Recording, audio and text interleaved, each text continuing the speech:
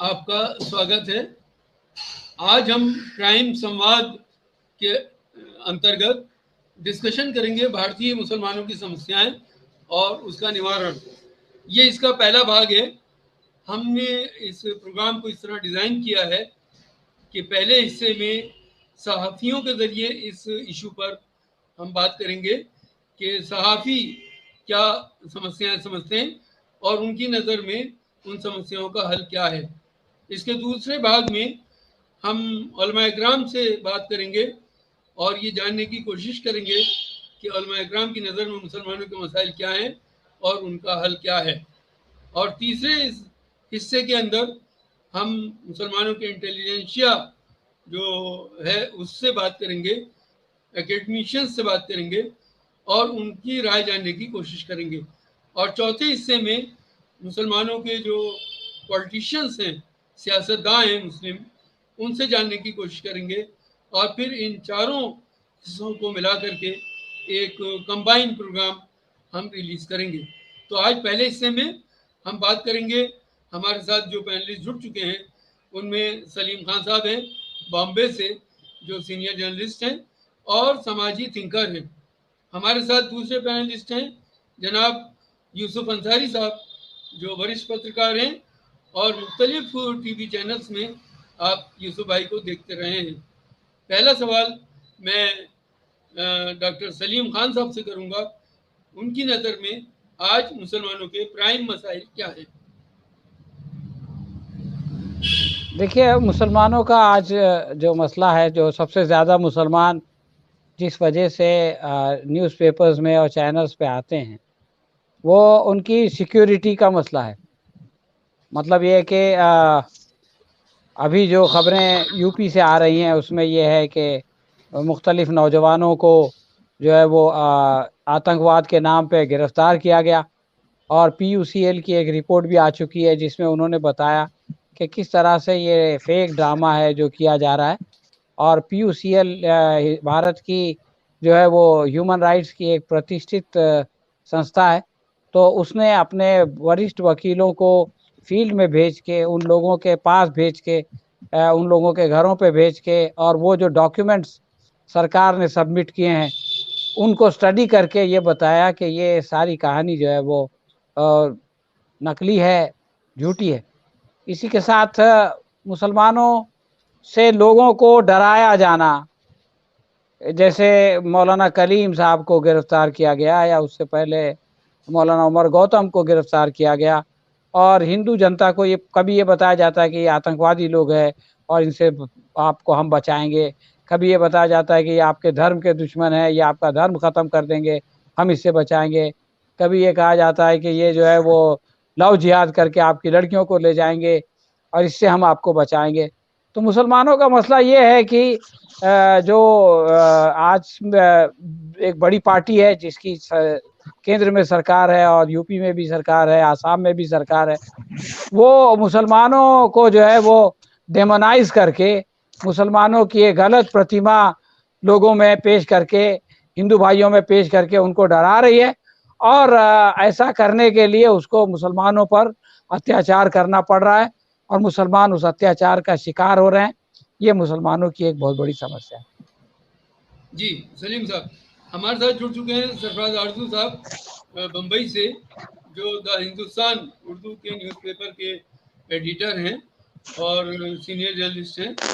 تو یوسف بھائی، میں آپ سے بھی وہی سوال کروں گا کہ آج مسلمانوں کا بنیادی مسئلہ کیا ہے؟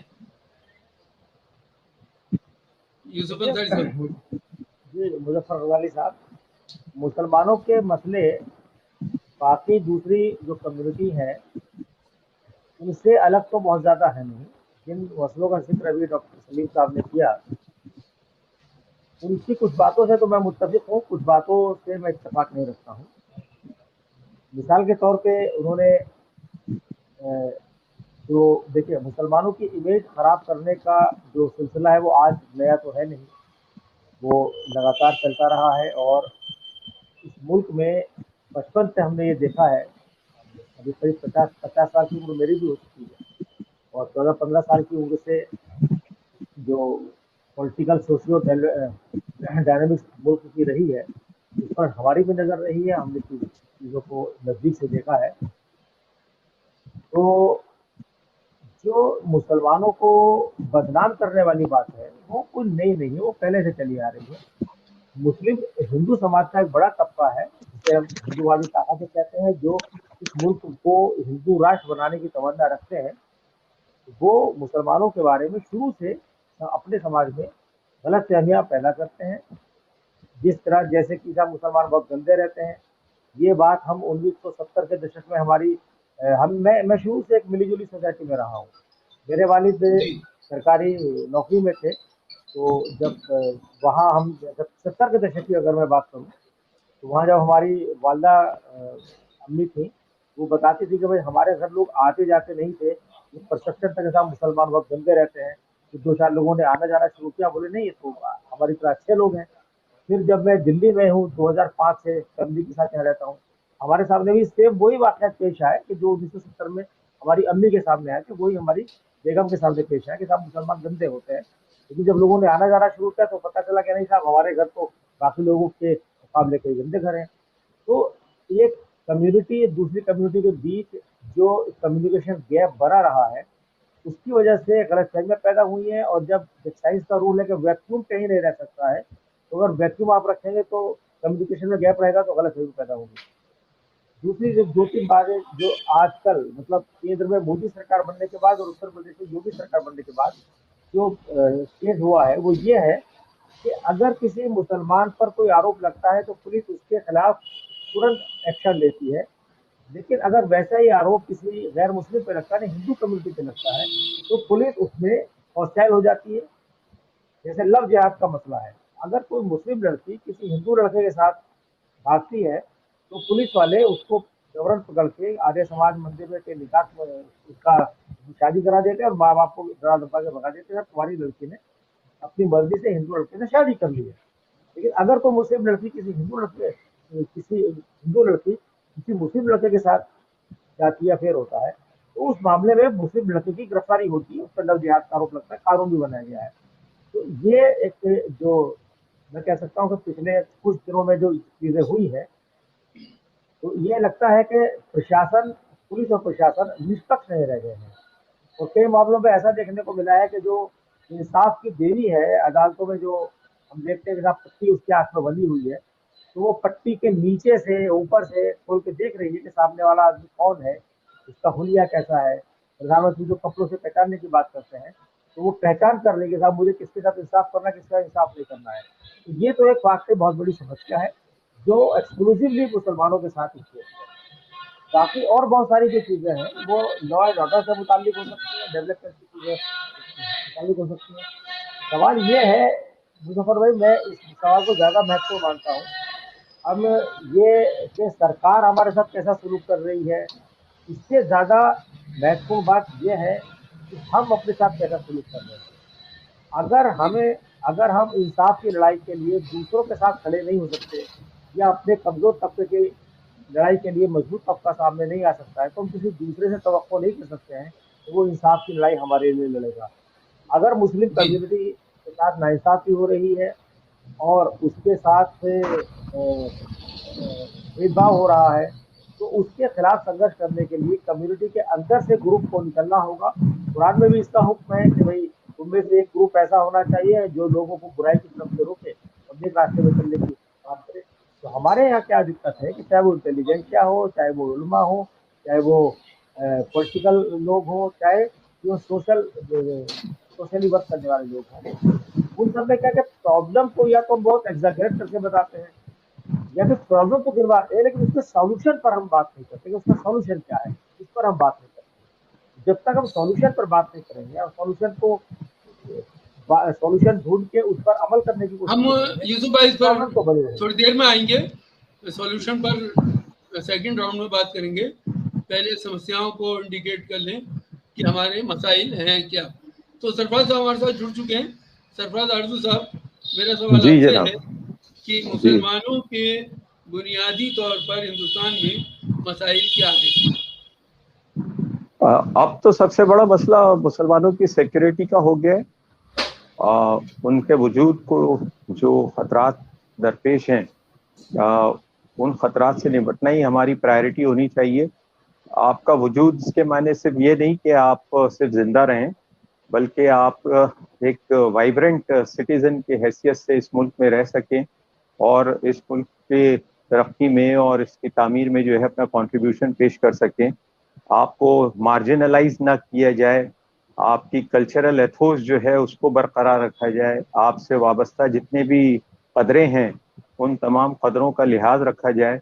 ये मैं समझता हूँ इन सब को मेंटेन करना जो है वो हमारे लिए आज की तारीख में सबसे बड़ा चैलेंज है। और ये चैलेंज जो है वो जैसा कि मैंने कहा कि सिर्फ जिंदा रहना ही जो है वो मसला नहीं है, इज्जत के साथ जिंदा रहना हमारे लिए सबसे बड़ा मसला है, क्योंकि सारी कोशिशें जो हैं वो मुसलमानों को दूसरे दर्जे का शहरी बनाने पर मामूर हैं, मरकूज हैं।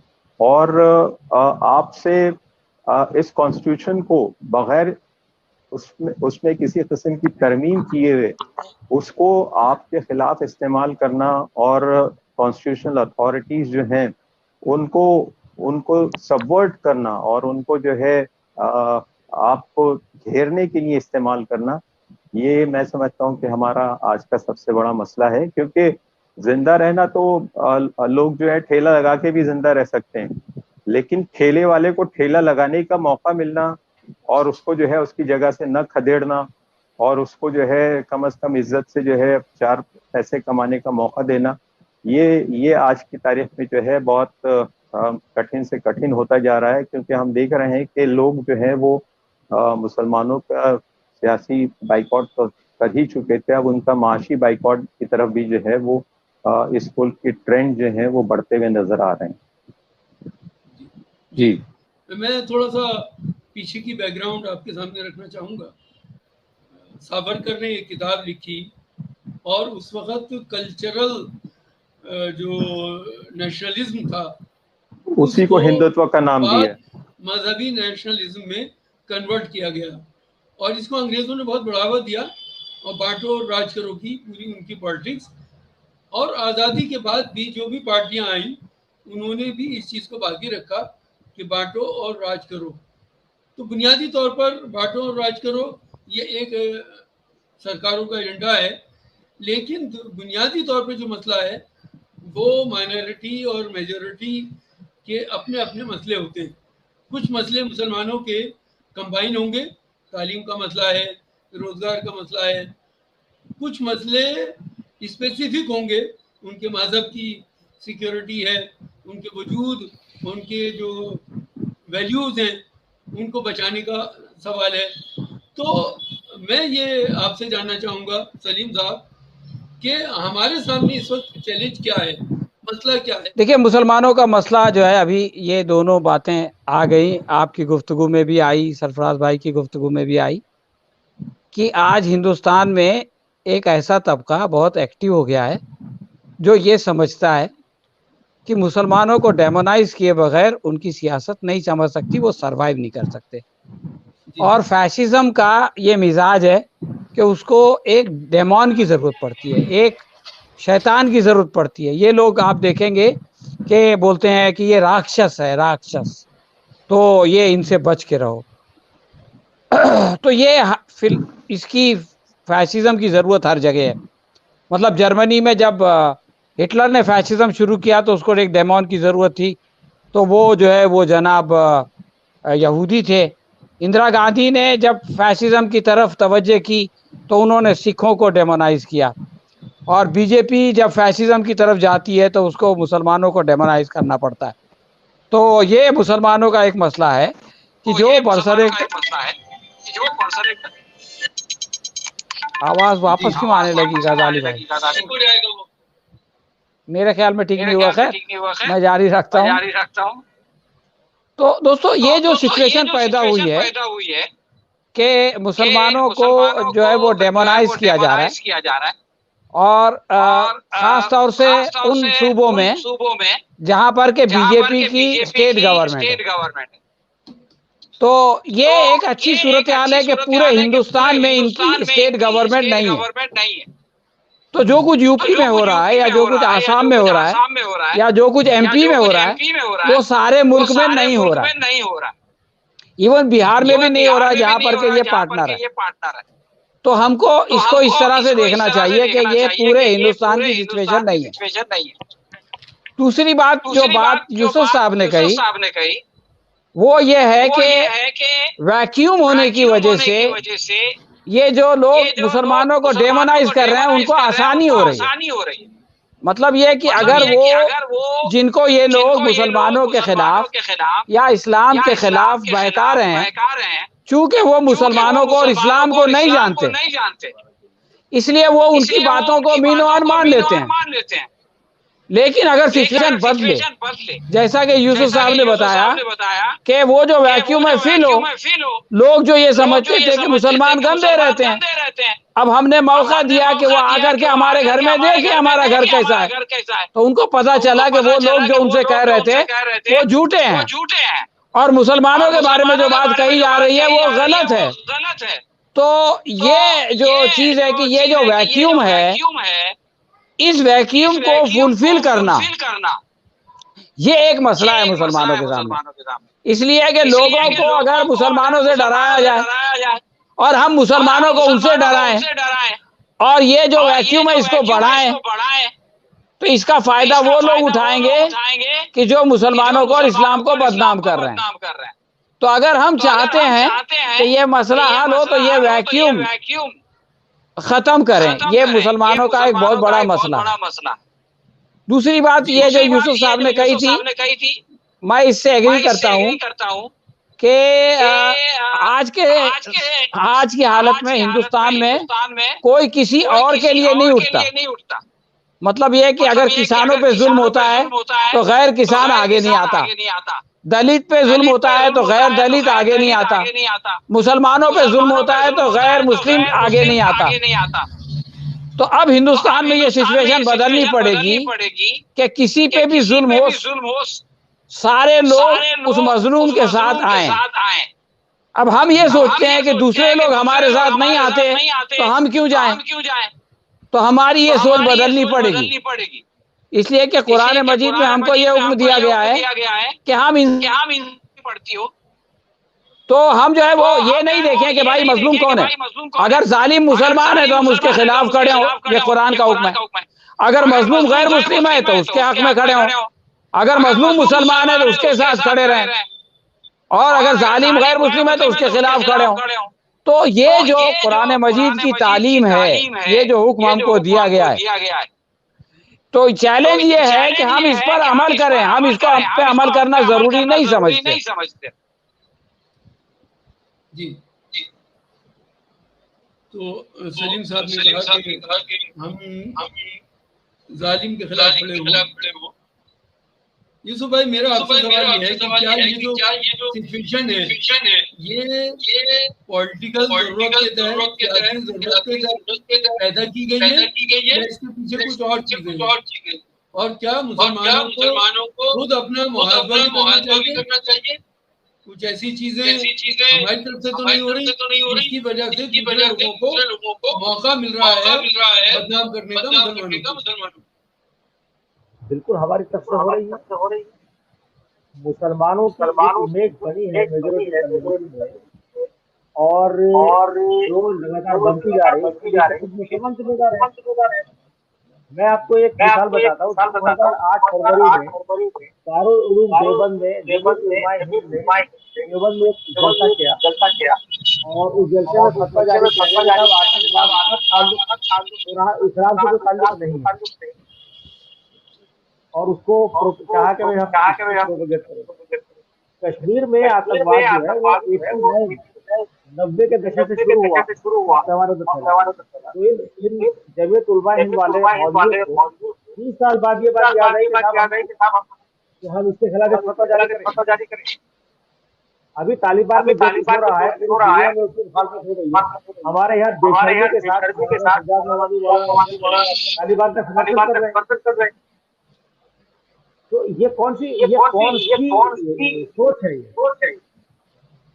تو اب کسی کو غیر مسلمان کو इस्लाम के बारे में, मुसलमान के बारे में जो तस्वीर बनेगी वो हमारे अमल से बनेगी। कोई गैर मुस्लिम कुरान तो खोल के नहीं देखेगा ना कि भाई कुरान में क्या लिखा है और मुसलमान क्या अमल कर रहा है। वो तो मुसलमान को अपने अमल में लाके से बताना है कि भाई हम जैसा तकलीफ साहब ने कहा कि भाई मुसलमान के लिए मुसलमान किताब टाइप करने के लिए लिखा रहे। आप हक की बात कीजिए, वो बात चाहे आपके रिश्तेदार के खिलाफ कर रही है, मैं कभी आप हिदायत पे चलते हुए तागूत के साथ तागूत मतलब जालिमों के खिलाफ मत हो जाना। लेकिन मुसलमान आप ये देखिएगा कि मुस्लिम समाज के अंदर भी बहुत सारी बुराइयां हैं, हिंदू समाज के अंदर बहुत सारी बुराइयां हैं। हिंदू समाज में बेटियों का हक प्रॉपर्टी में नहीं होता था। एक परंपरा चली आ रही थी महिलाएं शौहर के साथ। हिंदू समाज में समाज सुधारक पैदा हुए, राजा राम मोहन राय ने सत्ता पर पाबंदी लगवाई, ईश्वरचंद विद्यासागर ने विधवा विवाह शुरू कराया। इसके बाद हिंदू कोड आया, उसमें महिलाओं को प्रॉपर्टी में हिस्सा दिया गया और आज हिंदू महिला को बाप की प्रॉपर्टी में बराबर की हिस्सेदारी दी जाती है। ये सुधार हुए ना। वहां पर शादी एक संस्कार मानी जाती थी, लेकिन बाद में जब उन्होंने देखा कि भाई अगर जिंदगी साथ गुजर बसर नहीं हो रही है तो तलाक का सिस्टम आया। वो तलाक उन्होंने इस्लाम से अडॉप्ट की, खामोशी के साथ सलमा सुधार हुए। आप मुझे बताइए, 50 साल की उम्र गजाली भाई आपकी भी हो गई है, मेरी भी हो गई है, पिछले 50 साल में आपने मुस्लिम कम्युनिटी के अंदर कोई इंटरनल रिफॉर्म की बात सुनी कहीं? जो लोग इंटरनल रिफॉर्म की बात करते हैं, आप जैसे हम जैसे, उनके पीछे लोग तलवार लेके खड़े हो जाते हैं। अभी पिछले कई साल से ट्रिपल तलाक यानी तलाक बिद्दत का मसला आया, कितने मुस्लिम संगठन इस जहालत के खिलाफ खड़े हुए, आप बताइए मुझे। All India Muslim personal law board, all India Muslim personal law board की जो किताब है उसमें तलाक देने के कैसे कैसे तरीके बताने के समाज के अंदर से कोई इसकी मुखालफत होती है। तो जब तक हम किसी गलत बात को गलत नहीं मानेंगे, उसे गलत तस्लीम नहीं करेंगे, उसके खिलाफ हम उसे सुधारने की हम बात ही नहीं कर सकते हैं। अभी हम बात करते हैं मुस्लिम कम्युनिटी की, मैं आपको एग्जाम्पल देता हूँ। 87 में मेरठ में दंगे हुए, मवाना हाशिमपुरा और मलियाना दो जबरदस्त मैसाकर थे। 3 साल पहले जाके कुछ लोगों को उम्र कैद हुई है हाशिमपुरा के मामले में, कुछ पुलिस वालों को। उनके खिलाफ कौन कोई बड़ा मुस्लिम वकील खड़ा हुआ है आकर के? इसके बरक्स आप देखिए सिखों के खिलाफ जो दंगा हुआ 84 में, कितने आम आदमी पार्टी के थे HS फुल्का, वो अपनी पार्टी के लीडर ऑफ अपोजिशन चुने गए पंजाब में, लेकिन वो सिख राइट का मुकदमा लड़ रहे थे। जब ये सवाल आया कि भाई या तो आप सिख राइट का मुकदमा, आप वकालत नहीं कर सकते, तो उन्होंने अपनी कुर्सी ठुकरा दी, लीडर ऑफ अपोजिशन का ओहदा उन्होंने ठुकरा दिया। उन्होंने कहा नहीं, मुझे अपनी कम्युनिटी के लिए लड़ाई लड़नी है और वो कानूनी लड़ाई लड़नी है। और उन्होंने जाकर सज्जन सिंह जैसे जो कांग्रेस के बहुत बड़े नेता थे, जगदीश शेखर, इनके खिलाफ मुकदमा लड़ा, उन्होंने सजा दिलाई।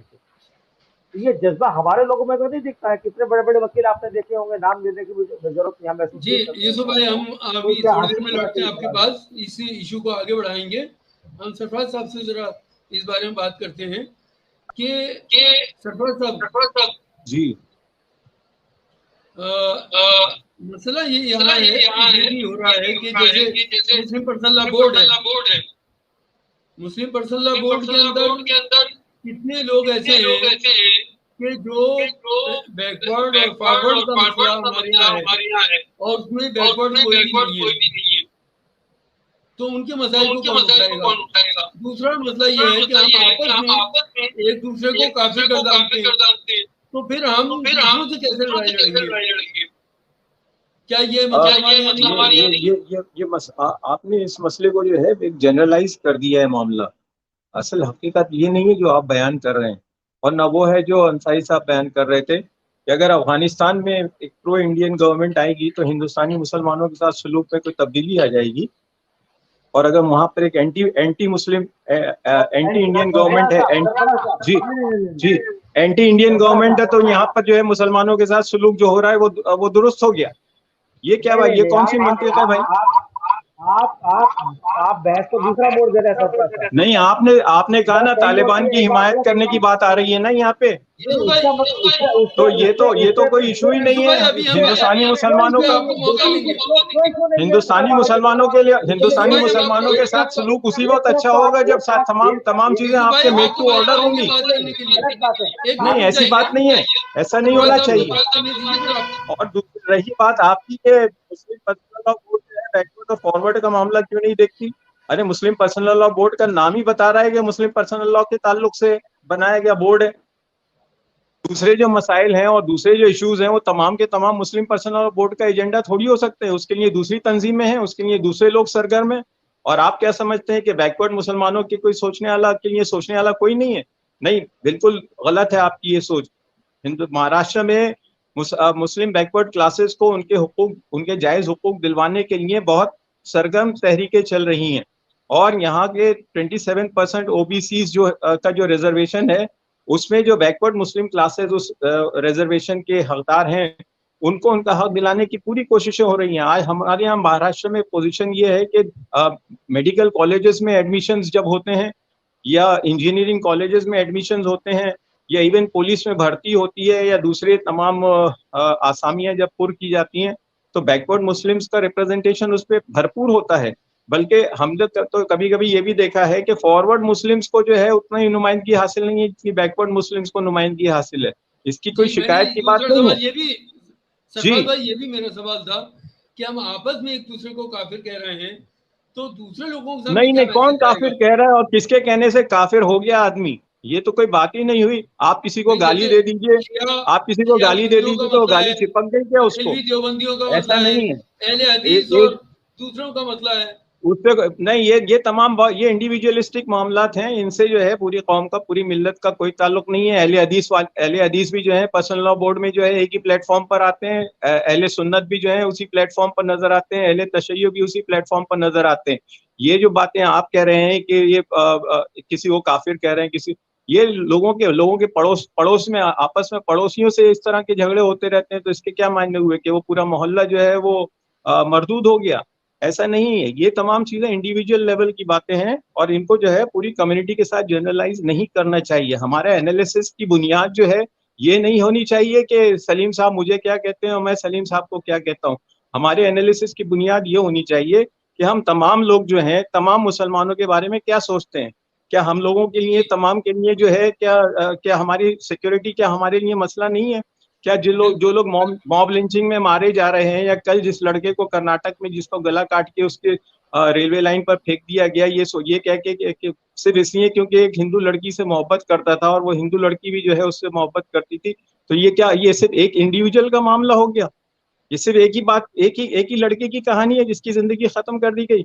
ये मामला ऐसा है कि पूरी कौम के बारे में जो है, पूरी कौम पर को जो है मैसेज दिया जा रहा है, और हम लोग हैं जो इस तरह की बातें करते हैं। ये मैसेज को हम, अब वो दौर नहीं रहा कि आपको जो है पूरे गांव जलाना पड़े और पूरे शहर जलाना पड़े, तब जाके जो है लोग जो है कहेंगे कि हाँ मुसलमानों को सबक सिखाया। अब जो है तरीका बदल गया है। किसी एक को आप पकड़ लीजिए, उसको बेचारे को ज़बह कर दीजिए और उसके बाद उसकी वीडियो वायरल कर दीजिए, सारे हिंदुस्तान में जो है बात फैल जाती है कि यहाँ पर जो है मुसलमानों के साथ क्या हो रहा है। तो हम लोग किस किस्म के मसाइल की बातें कर रहे हैं भाई?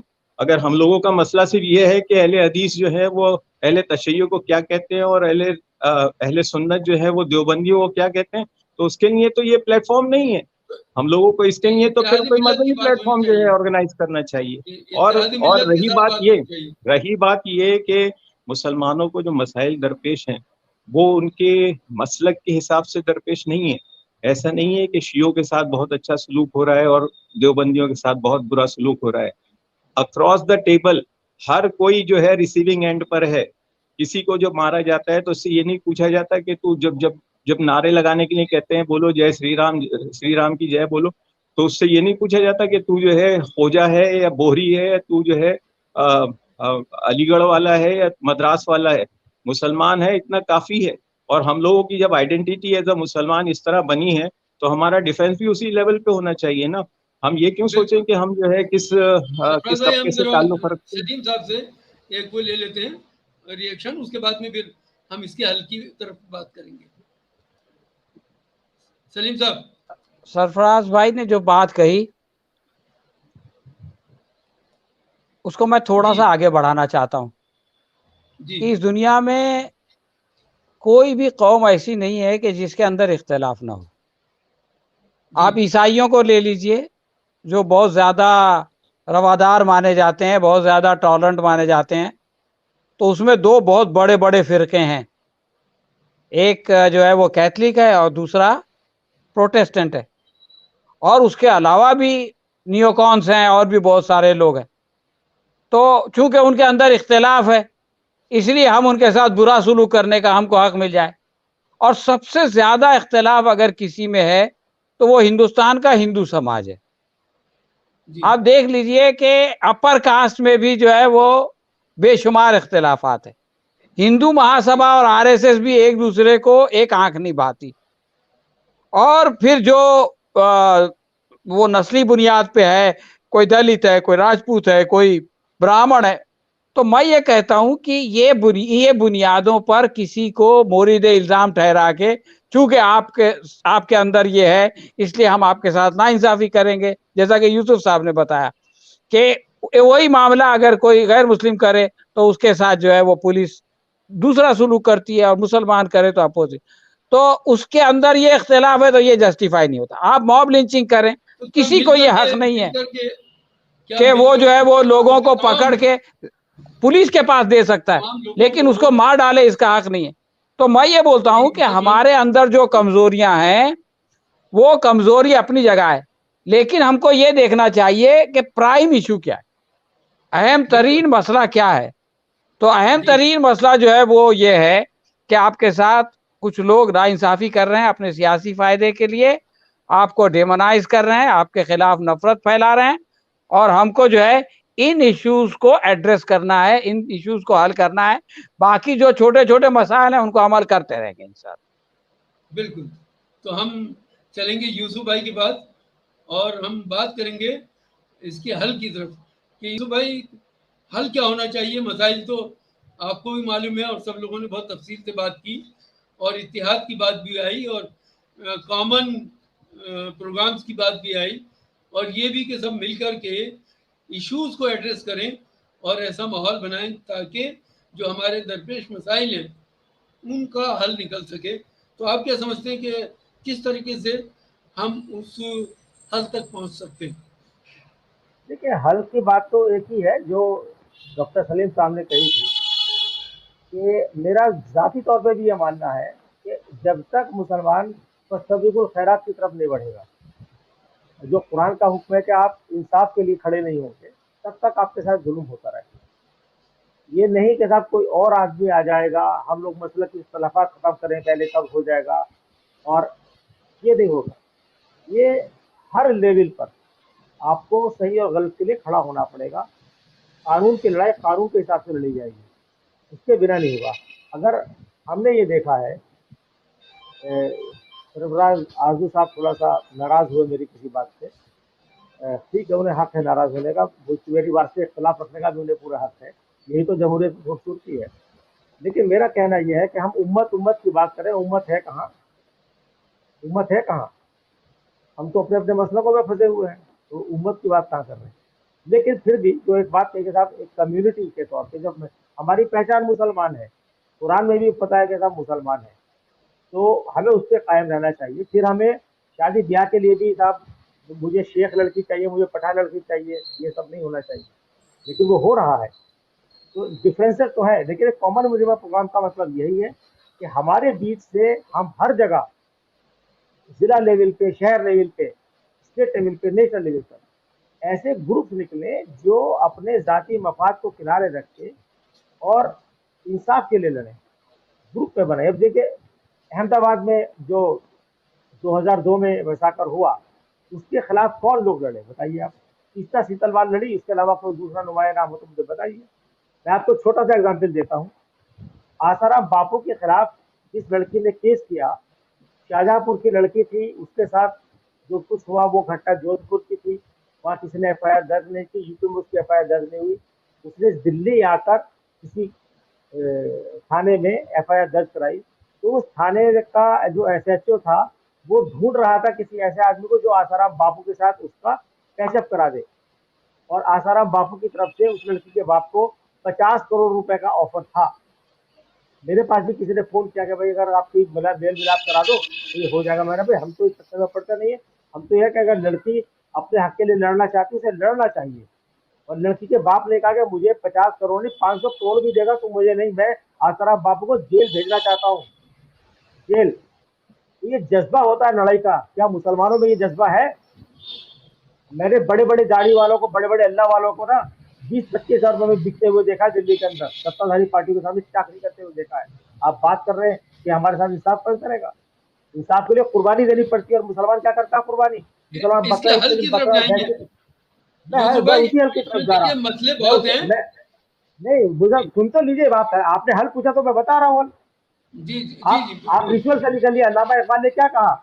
अल्लामा इकबाल ने कहा कि साहब हकीकत खुराफात देखो गई, ये उम्मत रवायत देखो गई। हम रवायत के पीछे पड़े हुए हैं, हकीकत के पीछे नहीं है। जिस दिन इस कम्युनिटी के अंदर से निकल के नौजवान अपने इंसाफ के लिए लड़ने खड़े हो जाएंगे ना, डीएम एसपी के पास जाके ग्रुप में सवाल पूछना शुरू करेंगे ना कि साहब ये क्यों हो रहा है, कानून ये कहता है आप ये क्यों हो रहे हैं, आप 6 महीने में देखिएगा क्या बदलाव आता है। ये जो लिंचिंग करने वाले ना भागे फिरेंगे, इनको सर छुपाने की जगह नहीं मिलेगी। हम लोग लड़ते नहीं है। जो कम्युनिटी लड़ना भूल जाती है, अपनी कमजोरी पर पर्दा डालती है, कम्युनिटी कभी आगे नहीं बढ़ती है। अल्लामा इकबाल तो कह गए ना, सबक फिर पढ़, सदाकत का, अदालत का, शुजाअत का, लिया जाएगा तुझसे काम दुनिया में इमामत का। तो हमारे पास मसले का हल है, हम करते नहीं है।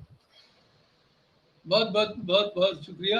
आपने बहुत अहम बात की कि हमसे अदालत का और शुजाअत का सबक पढ़ना पड़ेगा, तब इमामत की बात आएगी। तो इसी के साथ मैं सरफराज भाई के पास चलता हूँ कि सरफराज भाई आपकी नज़र में हल क्या है, किस तरह पेशरफ्त हो कि जो मसाइल हैं अगर आप छोटी छोटी बातों को लेके चलेंगे तो मामला तो यही होगा कि पड़ोसी से आपकी लड़ाई अगर है तो वो आप और आपका लोकल थानेदार उसके दरमियान जो है मसालियत करवा सकता है, तो वो तो मसले का हल हो गया आपके। लेकिन ये जो 20 करोड़ मुसलमान हैं, ये कौन से थानेदार के पास जाएंगे और इनका ये अपने कौन से पड़ोसी से जो है अपनी मसालियत करवा सकते हैं? ये क्या मुमकिन है? और हम लोग इशू को सिंप्लीफाई कर देते हैं। हम सिर्फ जुल्म की और मजलूम की बात करते हैं। सिर्फ दो ही कैटेगरीज हैं क्या दुनिया में? सिर्फ जालिम और मजलूम 2 ही क्लासेस हैं? ऐसा तो नहीं है। यहाँ तो जो सबवर्जन हो रहा है, और बड़ी खामोशी के साथ जो सबवर्जन हो रहा है, कॉन्स्टिट्यूशन के रहते हुए भी फाशिज्म यहाँ पर आ गई है, ये हमारा इशू है। हम लोग पुलिस वालों को पुलिस डिपार्टमेंट में या इंटेलिजेंस डिपार्टमेंट्स में या जुडिशरी में और मीडिया में, ये जो सुतून है जमहूरियत के, इन तमाम में जो है इन्फिल्ट्रेशन हो चुका है। आपकी कोई सच्ची खबर जो है टेलीविजन पर नहीं आती। आपके साथ जो है कोई पुलिस वाले के जो करते हैं, कप्पन के साथ जो हो रहा है, सिद्दीक कप्पन के साथ 1 साल से जेल में बेचारा पड़ा, अभी तक जो है उसकी रिहाई अमल में नहीं है। और अब जो चार्जशीट आई है तो इतनी मज़ाक़ खेज़ चार्जशीट है कि उसको पढ़कर जो है जज हजरात का क्या इस सिलसिले में नज़रिया होगा तो पहले से ही हम अंदाज़ा लगा सकते हैं। तो ये जो सिस्टम को जो आप इस्तेमाल कर रहे हैं मुसलमानों को जो है, मुसलमानों की हिम्मत को तोड़ने के लिए, तो इसका आपके पास क्या इलाज है? इसको कैसे एड्रेस करेंगे आप ये कह दीजिए कि मुसलमानों में तालीम नहीं है इसलिए होता है। अरे तालीम नहीं है तो क्या आपके इंसानी हुकूक नहीं रहे? क्या आपको जो है इस दुनिया में रहने का हक नहीं रहा? और क्या ये भी जो है अपने तौर पे गलत बात है कि मुसलमानों में तालीम नहीं है? अरे जहाँ मुमकिन है, जहाँ पर फैसिलिटीज हैं, वहाँ पर जो है मुसलमान आगे बढ़ रहे हैं तालीम में। तो तालीम को तालीम के न होने को जो है आप बुनियाद नहीं बना सकते। रही बात आपकी माशी हालत की, तो आपके पास ऐसे कौन से इदारे हैं जो आपके लिए आके खड़े होंगे और आपके लिए जो है करोड़ों रुपए का जो है खर्च करेंगे? आप यहाँ पर एक चंदा देते हैं अगर किसी आलिम को, किसी मुबल्लिग को, तो आपके यहाँ ईडी की रेड पड़ने लगती है, आपके यहाँ इनकम टैक्स के छापे पड़ने लगते हैं। आके सवाल होता है आपसे कि आपने ये जो ज़कात निकाली हो, ये खैरात जो आप कर रहे हैं, ये किसके, ये पैसा कहाँ से आया? तो ये तमाम चीज़ें जो हैं ये आपका मसला है। इनको एड्रेस करने का आपके पास कोई सिस्टम है? آپ کو جو ہے جو میں پہلے سے کہتا چلا آ رہا ہوں کہ کانسٹیٹیوشن دائرے میں رہتے ہوئے جو اس کا سبورژن ہو رہا ہے اس کو جو ہے، میں سلیم بھائی کی بات سے متفق ہوں کہ پورے ہندوستان میں جو ہے ہر جگہ بی جے پی کی حکومت نہیں ہے، لیکن ہر جگہ بی جے پی کے بنائے ہوئے انفورس ڈپارٹمنٹ اور سی بی آئی اور این آئی اے کے کارندے تو پہنچ جاتے ہیں، چاہے وہ مہاراشٹر ہو، چاہے وہ مغربی بنگال ہو، چاہے وہ تمل ناڈو ہو. تو اس لحاظ سے ٹارگیٹنگ تو آپ کی پورے ہندوستان میں ہو رہی ہے، ٹارگیٹنگ تو پورے ہندوستان میں ہو رہی ہے. ان تو مسائل کا حل کیا ہے؟ اس کا علاج ہم کو تلاش کرنا ہے. اور یہ کہنا کہ مسلمانوں کے لیے جو ہے کوئی عدالت میں آ کے کھڑا نہیں ہوتا اور ان کے لیے جو ہے ان کی پیروی نہیں کرتا، یہ بھی اپنے آپ میں غلط بات ہے. کوئی نہیں، اب تو جتنے مسلمان کو کھڑا نہیں ہوتا. کیسز ہم دیکھ رہے ہیں این آئی اے کے، ان تمام کیسز میں جو ہے مسلمانوں کی جو ہے امت جو ہے ان کی پیروی کر رہی ہے، ان کے لیے وکیلوں کا انتظام کر رہی ہے اور ان کے لیے وکیلوں کے لیے جو ہے فیس کا انتظام کر رہی ہے. یہ ہم جو کیسے شروع کریں؟ 10-12 سال کے بعد جو لڑکوں کی رہائی عمل میں آ رہی ہے، یہ خود بخود تھوڑی ہو رہا ہے. اس کے لیے لوگ جو ہے جوتے گھس رہے ہیں، اس کے لیے جو ہے لوگ راتوں کی نیند حرام کر رہے ہیں، اس کے لیے جو ہے ڈرافٹ پہ ڈرافٹ تیار ہو رہے ہیں اور عدالتوں کے چکر لگائے جا رہے ہیں. ان کی قربانیوں کو آپ نظر انداز کیسے کر سکتے ہیں؟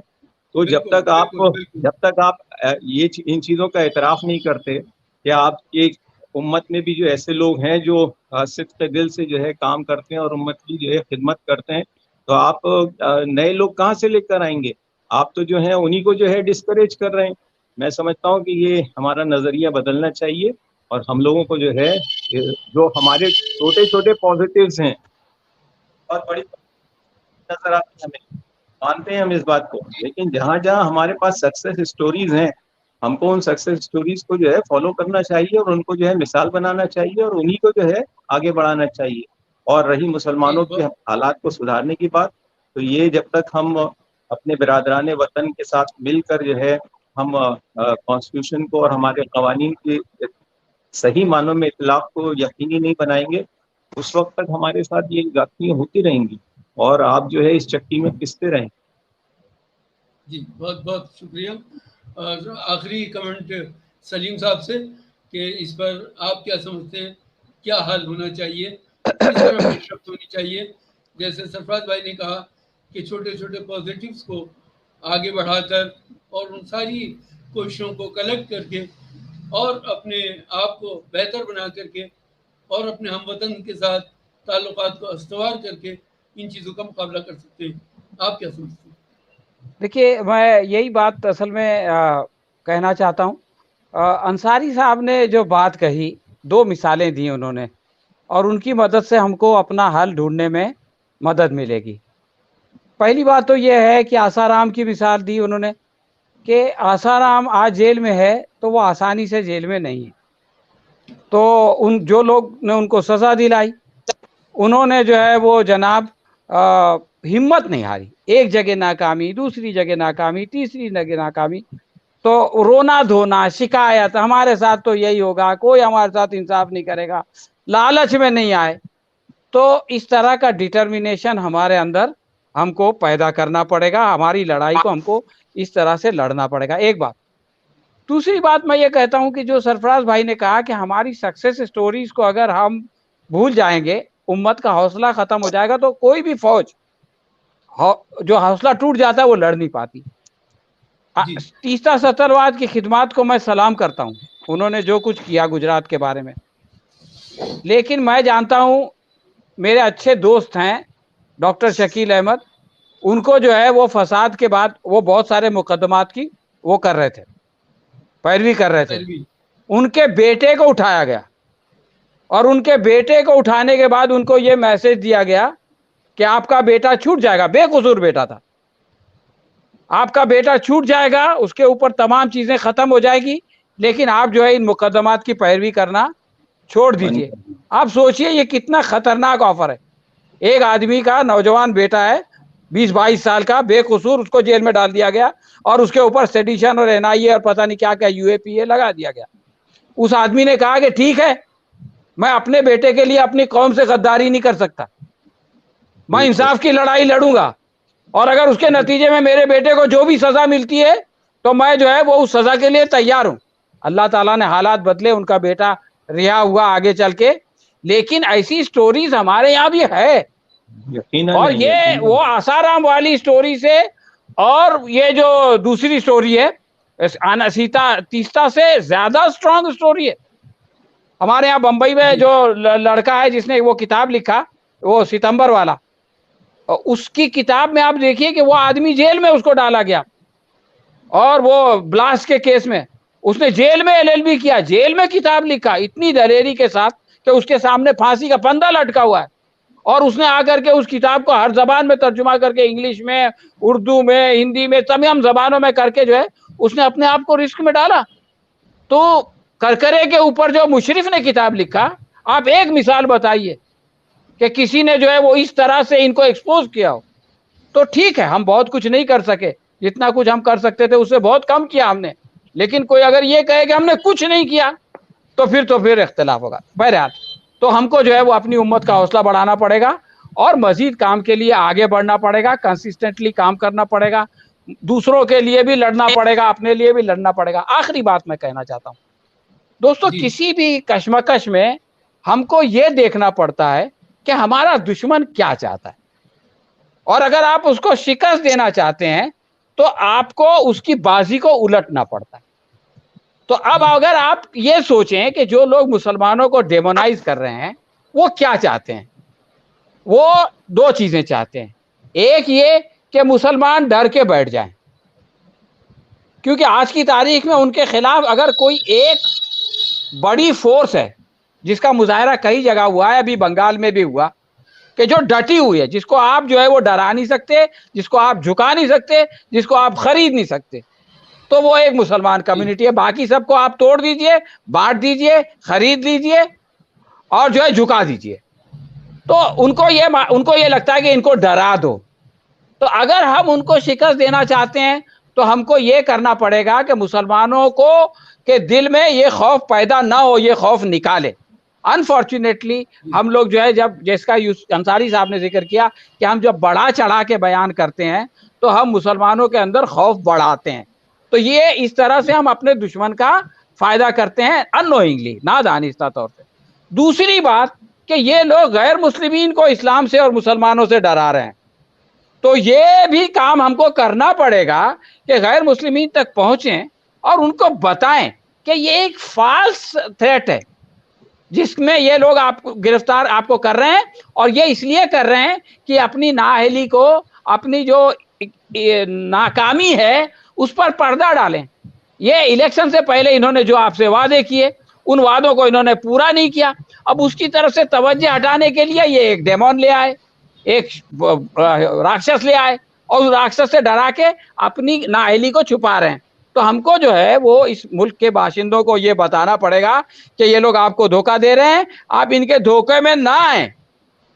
یہ کام ہم کو کرنا پڑے گا, تب جا کے جو ہے ملک کی عوام کی سوچ صحیح ہوگی, اور وہ ان لوگوں کو سبق سکھا سکیں گے, اور جو ہے ہمارے مسائل ختم تو نہیں ہوں گے لیکن کم ضرور ہوں گے.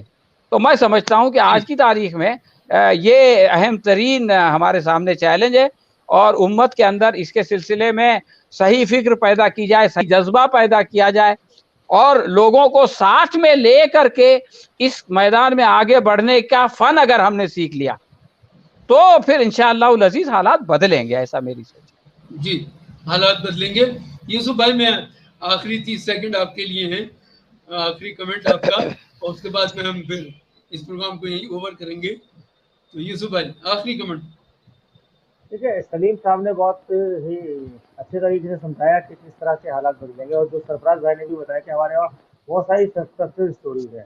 تو سلیم بھائی نے ذکر کیا کہ بھائی وکیل صاحب کے بیٹے کو گرفتار کیا گیا. یہاں دلی میں کیا ہو رہا ہے, دلی میں دیکھیں محمود پراچا جو دلی وائلنس کے وکٹم ہیں ان کی طرف سے مقدمے لڑ رہے ہیں, فری آف کاسٹ لڑ رہے ہیں.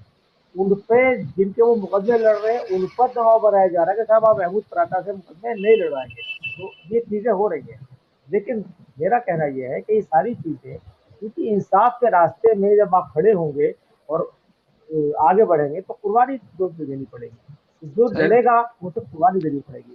انہیں قربانیوں سے جا کر کے انصاف قائم ہوگا. किसी भी बिल्कुल मुल्क की बका और उसका विकास डिपेंड करता है कि उसका निज़ाम कैसा है। जब मुसलमानों ने फारस पे हुकूमत की आवाज़ दिया था, तो वहाँ के लोगों से पूछा कि आपको किस तरह की हुकूमत चाहिए, तो उन्होंने क्या कहा कि हमें 9 शेरवाने आज़िम की तरह की हुकूमत चाहिए, जहाँ अदल और इंसाफ कायम रहे। तो इत्तेफाक दुर्भाग्य की बात यह है कि हमारे मुल्क में अब जो इंसाफ का जो पिलर है वो दरक रहा है। तो उसकी मजबूती तभी हो सकती है कि जब उसके खड़े होकर हर आदमी अपनी ताकत से जहाँ जो है वो लड़े। सरफराज साहब ने एक बात कही थी कि साहब 20 करोड़ मुसलमानों के लिए कौन लड़ेगा। तो सरफराज साहब 20 करोड़ मुसलमानों के लिए कोई एक थाना नहीं है। 20 करोड़ मुसलमानों के जो मसले जाएंगे वो अलग अलग थानों में जाएंगे। तो हमें अगर इंसाफ के लिए लड़ना है तो हर थाने पे फौज बनानी पड़ेगी। 20 करोड़ के एक नहीं है, सब जगह लड़ना पड़ेगा। मैंने पहले भी कहा, एक जमात होगी जिसके अंदर वकील भी हो, जर्नलिस्ट भी हो, डॉक्टर इंजीनियर भी हो, टीचर भी हो। हमने अमूमन ये देखा अपने समाज में 5-6 तो मेरे बहुत करीबी लोग हैं जो सरकारी नौकरी में लोग हैं, चाहे वो टीचर हैं या वो किसी और प्रोफेशन में है, जो वो रिटायर हो जाते हैं तो एक मस्जिद पकड़ लेते हैं, उसके मुतल्ली बन के बैठ जाते हैं, सफेद सीधी करते हैं, उसको बनाते हैं। अरे भाई, मैंने कई लोगों को कहा कि भाई आप लोग अपनी तालीम का फायदा उठाइए और लोगों की मदद कीजिए, जिन लोगों के साथ जो लोग पढ़ लिख नहीं सकते, अपनी आवाज नहीं उठा सकते अधिकारी के सामने, कम से कम उनकी मदद कीजिए आप। तो ये मुसल्ले भी ठीक है करने से आपको क्या फायदा होने वाला है। तो हम असल में अपनी जी ताकत का, अपने इल्म का हमारा सही टाइम इस्तेमाल खत्म नहीं हो कर रहा है रहे यूसुफ भाई। हैं, सही जगह लगाना होगा जी। तो उसे उसे जो जो हमारे पास जो टैलेंट है, जो हम कर सकते हैं, उसे सही जगह इस्तेमाल करें। जी, तो हमारे आज के ख़ास कार्यक्रम में आप तमाम लोगों का बहुत शुक्रिया। आपने बहुत ही फ्रूटफुल बातें की और उम्मीद है कि यहाँ से रास्ता निकलेगा और हम ज़रूर एक दिन कामयाब होंगे। बहुत बहुत शुक्रिया। शुक्रिया शुक्रिया जनाब। बहुत बहुत।